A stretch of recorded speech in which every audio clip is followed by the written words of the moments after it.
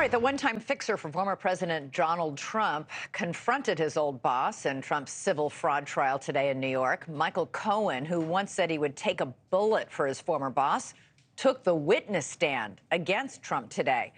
The former president says he's not concerned about Cohen's testimony.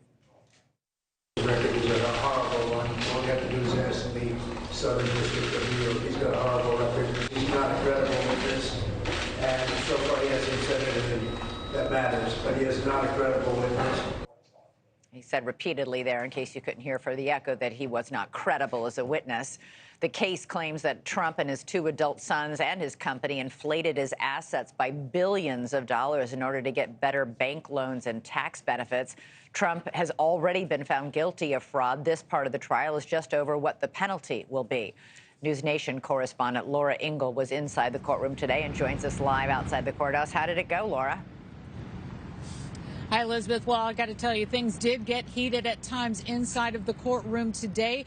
There were some testy back and forth exchanges that went on between Mr. Trump's attorney and Michael Cohen. Still, Michael Cohen, when he left here, did not seem fazed about seeing his former boss. Listen. Back at the reunion.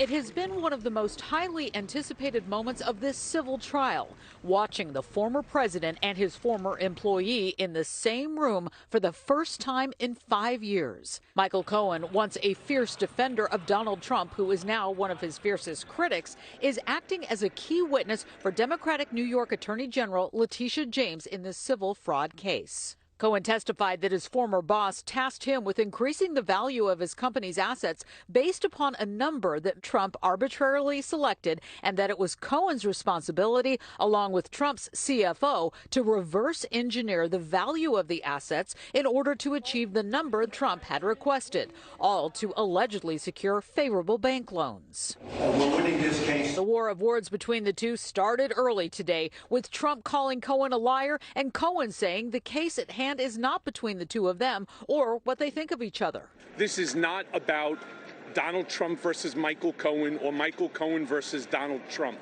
This is about accountability. He's a proven liar, as you know. He's a felon.